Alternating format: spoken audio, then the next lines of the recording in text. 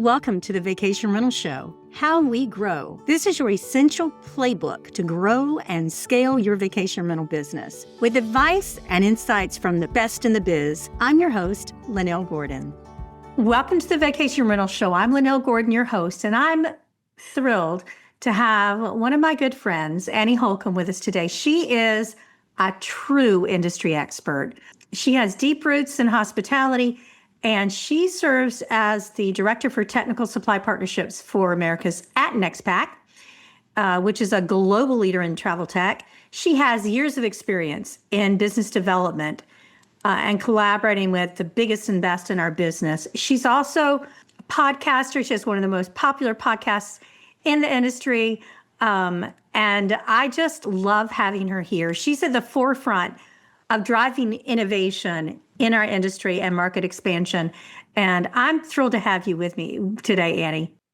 Oh, well, that was a big setup. I don't know that I can live to all that expectation. So thank you so much. I always love talking with you, Lynell. You're over and above that. Let me tell you, girlfriend, it's the truth. Let's talk about, you are so knowledgeable in so many areas of the business of property management. I think I would love to talk to you a little bit about business development strategies, because that's one of your expertises. And if anybody in the business is looking to sell your company to owners in the area, this is the right person to talk to. So tell us a little bit about that, Annie. Give us some tips for business development. Yeah, so I think one of the things that people forget is how important that component of their business is. They're really worried about the guest-facing piece of the business and the operations and the accounting and sometimes, the distribution, like putting it on Airbnb or VRBO or any of these channels. But I think sometimes they forget that ongoing business development, having a funnel full of leads of new owners that could potentially come on your plan is really, really important.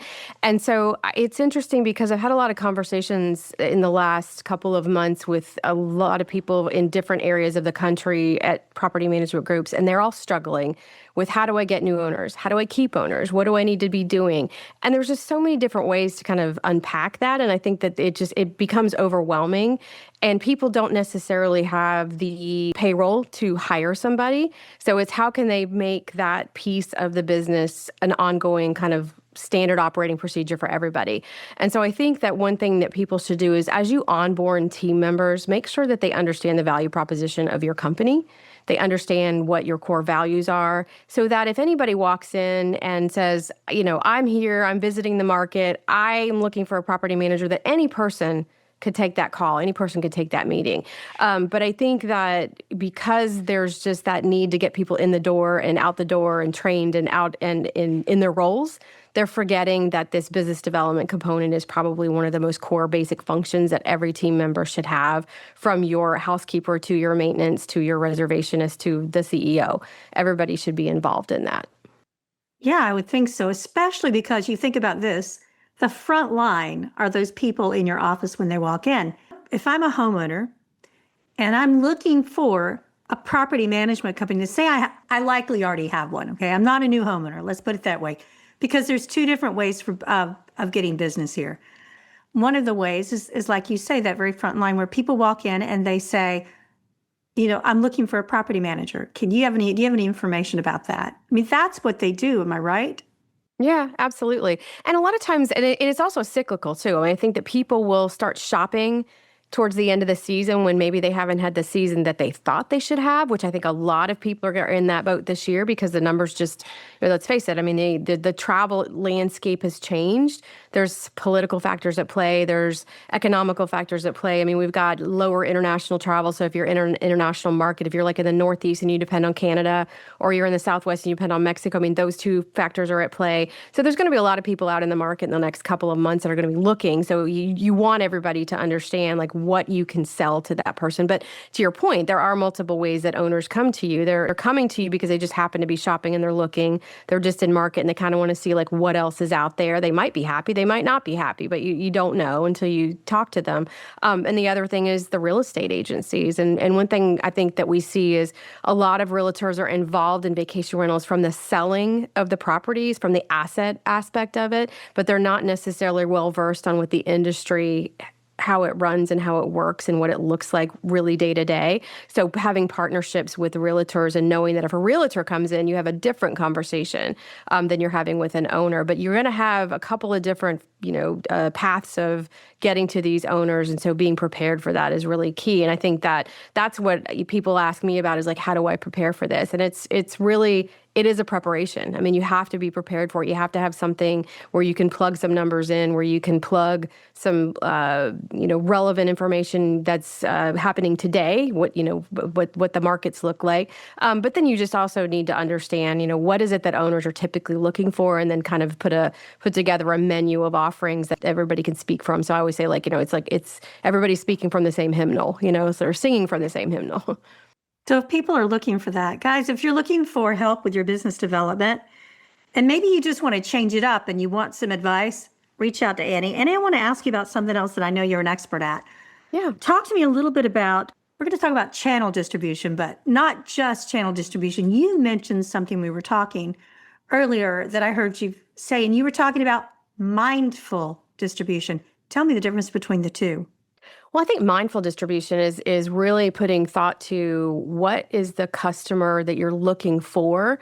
What do you want to attract? What is your inventory best suited for? And sometimes people get wrapped around I need to be on these 4 channels because my competitor is on these 4 channels. Well, that doesn't necessarily mean that that's true, because you might have a different mindset in where you want your ADR to be, your length of stay, the type of consumer that you're looking for. So I think that people being able to sit down and look at what is available to you and really understanding what channels will drive the business volume that you're looking for, but also what channels could enhance that.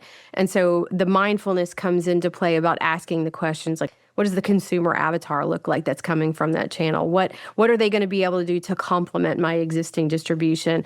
And I think that there is a lot of chatter about Airbnb right now because they've made some changes, and they made some pretty large wholesale changes, and some people are okay with it and some people are very concerned about it. But I think where the real big concern for me comes in is if that's the only channel you're using and you have more than a couple of units, then you really need to think about, what does mindful distribution look like? What do I need to do to make sure that if the policies and the type of business that's coming through one channel changes and it becomes untenable for my team to manage or me to just really work with, that I've got other channels out there to go to, or to kind of, I always say it's more like having a toolbox. Your channels are part of your toolbox, and making sure that, if like this hammer doesn't work, you have another hammer, or you can go to a screwdriver, but you have something out there that you can choose from. And I think that's where the mindfulness comes in, is really educating yourself on what those channels can do for you. Well, I think those are 2 huge areas of property management, your owner acquisition and your distribution of your channel management. As a co-host of one of the top hospitality podcasts in our industry, what's one of the most surprising insights that you've gained from the stories that are shared by your guest and the host in the vacation rental industry? Honestly, I think it goes back to the 2 topics that we're talking about, is that, some people take the business development component of their business for granted, or haven't really even given it thought, because maybe they've built up a really good brand in their market and everybody knows who they are, so they don't have to think about it. But you think about just the Vacasa Casa Go sale, like that's going to upend the way some of these markets are, because now there's a different, where Vacasa maybe didn't have a good impression left in some of these markets, Casa Go has a really great reputation, and they're going to come in and maybe upend the way people look at Vacasa and that management. So maybe they're not as reticent to join that team, and maybe aren't always going to choose you. So you have to be aware of those things. And then I think just going back to the ongoing piece of business development, making sure that it's a piece of your everyday operation, that it's not kind of something that you implement when you're in a panic. Because I think that's the problem, is if you decide I need business development, but I needed it to be in place 6 months ago, trying to catch up with that is a little difficult, and you're not going to make the inroads that you want, and you're going to be a little frustrated. So I would say to everybody, like, now's time, especially these beach markets, they're going to start rolling out of the season really quickly. Fall is when homeowners associations for big developments have their meetings. That's when people start to choose new managers. Have that plan in place and be ready, so that when these owners walk in or call you or email you or AI search you, which we know that that's coming, coming on strong, that you're there and that you have the information available to them. Then the other thing, again, the distribution. I think that there are so many people that will tell me, oh, well, I'm 90% direct. That is a wonderful stat. But my question always is, well, what is your occupancy running? And if your occupancy is not running 70 to 80%, then you still have a pretty large area of opportunity to push over the channels. The channels are, they want in-season availability, but they're also going to drive off-season availability because they're spending market dollars to do that. And why don't you be part of that marketing plan that they've already got in place to help supplement and extend your calendar? So I think people just take it for granted that, if they're doing really good direct, they don't want to give up any, land, so to speak, to a channel. But if you've got a lot of land that's sitting on either side of that peak calendar that you could offer up, sublease, if you will, to a channel, then do it. This episode of How We Grow is brought to you by Blue Tent. Blue Tent is proud to offer digital marketing solutions for vacation rental professionals. Expand your visibility to new travelers and book more guests with the team at Blue Tent, featuring direct booking sites, email marketing, digital marketing, channel management, and more. Discover what Blue Tent can do for your short-term rentals at bluetent.com. What do you consider the biggest challenges right now facing the vacation rental space? I think technology is overwhelming, and I think I have an interesting view of it at NextPax because we work with so many companies in Europe. And the PMS landscape here is far different than it is in Europe. There's just so many of them here. There's so many of them that are doing direct connect. There's this sense that a direct connect is the only way you want to work with distribution. I don't discount it. I think it's valuable for certain channels, but I also think that utilizing a channel manager is really important so you can get to these long tail channels that people aren't utilizing to get that diverse distribution. But I think that because there's so many technology choices in the US, it becomes overwhelming for a manager that they just say, okay, all my eggs are going in my PMS basket. And I always caution people to that because a PMS should not try to be all things to all people. And that's what they do when people are in their ecosystem using only their tools. It starts to make everybody kind of blind of what the other, pluses are that are out there with other technology providers. And it makes it gives a lot of power to the technology provider, kind of like you do to a channel. If you give them everything, then all of a sudden they've got you beholden to them. And so I think, being mindful with your tech stack, being mindful with your distribution, they go hand in hand. So I think that not only diversifying your technology, there are other reasons to diversify your technology. Number one, you're right. A PMS cannot be everything to all people. It can't be. You are limited by the way that they do business. That's why there are other people that do similar things in the industry. And I think that you're right. I think that creating your tech stack in a thoughtful way is incredibly important. I think at the end of the season, sitting down and saying what's working, what hasn't worked, what if I could wave a magic wand, what would I do differently? And then finding the technology that works for that. I think those kind of conversations are really important to have at the end of the season. Yeah. And talking to your team too, because I think sometimes people make a decision from top down and they're not really thinking about how does this impact the team. And so, are you going to be able to get the support you need if the team needs it? Are you going to be able to teach new people easily when they come on board? There's a lot of questions I think people need to ask. And I do think people are definitely better than they were, say, 5-6 years ago. And we've seen such a tremendous increase in available technology and what technology can do since COVID. I think that, everybody would agree is that COVID was a really great reset for hospitality as a whole, but for the vacation rentals, the technology development and advancement that was made during that time was leaps and bounds above what the hotel sector did. But by that, it just made it even more confusing and cumbersome to kind of, get through the noise of it all. You've had a long, successful career, and you've made a big impact on our industry. Let me ask you, looking back, what's one lesson or piece of advice that's had the most influence on you being successful? Honestly, it's funny. It's a simple word, but authenticity. I think when I embraced my authentic self and who I am and how I approach people and business, the world just started to be clearer to me. I wasn't trying to be what a manager thought I needed to be. I wasn't what I thought an owner needed me to be. I was exactly who I knew I should be. And I would say that for anybody is that, in whether you're in property management or you're in technology or whatever space that you're in, if you will be your true authentic self to the people that you encounter and work with, you're not going to be perfect. Nobody is. But people are going to gravitate to you, and the knowledge that you need is going to come to you in the way that you can absorb it instead of trying to be square peg, round hole. And I felt like I was like that for a really long time. I just never really felt like, it was like I knew kind of where I wanted to be, but I didn't know how to get there. And it was really just that embracing of the authentic self. And I'd say if you have a business, have an authentic voice for your business. And if it's your business, then the business needs to represent you and your authenticity and not somebody else's idea of what it should be. What are some of the common components you see in successful property managers? I think it does go back to the ones that are true to their core values and set those core values from the very beginning and don't compromise on those. I would look at people. Robin Cragen is a great example. Robin and Heather Cragen.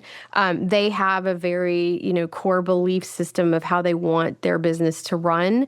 And they haven't compromised that along the way. It wasn't about having more units. It wasn't about making the most money. It was about having the best properties, offering the best experience to the best guests. And I think that, I don't want to summarize for Robin, he could correct me, but I feel like their authentic self has always been at the forefront of who they are, and they've never tried to waver from that. And so I think ones that are successful understand the value in not molding themselves to an ideal of what the market, says. And I had a boss years ago who was kind of a mentor of mine who always said, sometimes you need to be what the market wants you to be and not be what you think the market should be. And I don't disagree with that in terms of maybe messaging or marketing, but in terms of what I see as successful operations is those ones that are exactly who they are.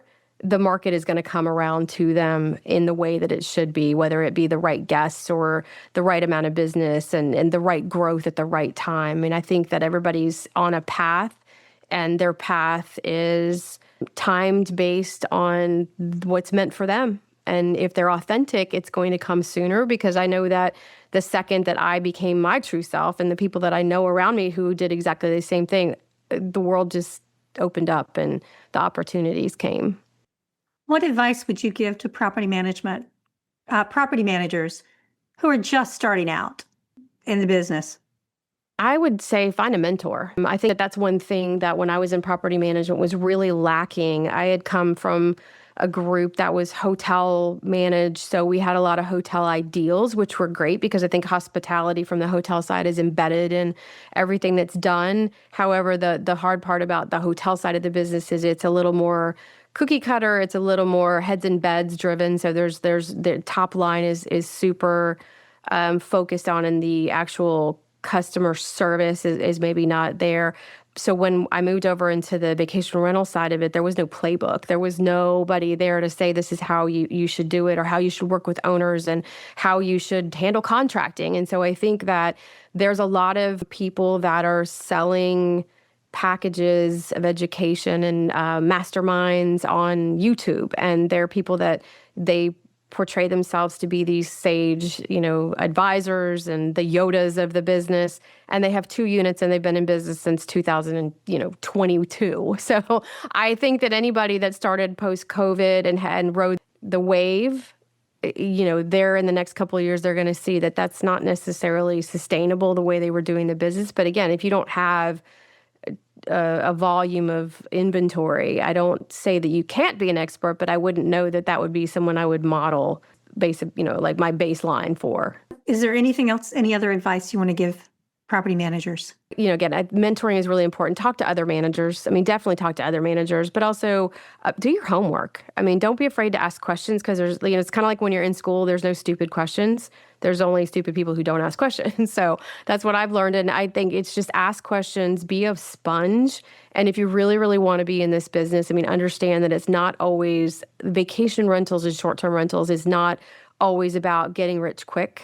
It's really about the hospitality is core of what we do. And so I feel like if you have the hospitality gene, everything else will work itself out. But if you're nervous, just ask questions. That's the biggest thing.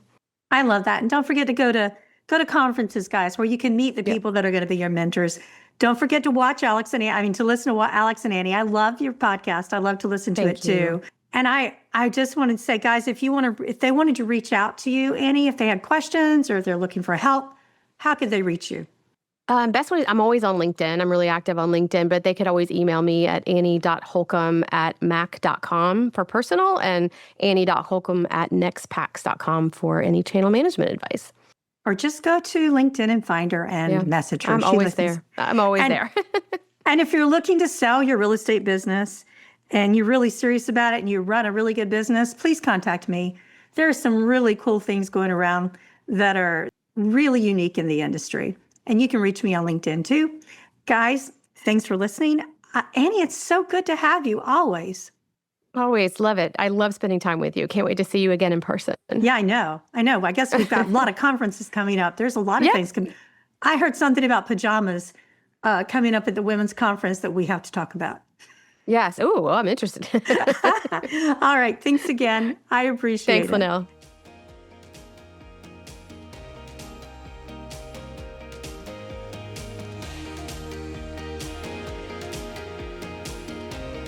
This episode of How We Grow was brought to you by Blue Tent Marketing. To find out more about how Blue Tent Marketing can help grow your vacation rental business, visit bluetent.com. Make sure to search for How We Grow in Apple Podcasts, Spotify, and Google Podcasts, or anywhere else podcasts are found, and hit subscribe so you never miss an episode. On behalf of the team here at Inhabit, thanks for listening.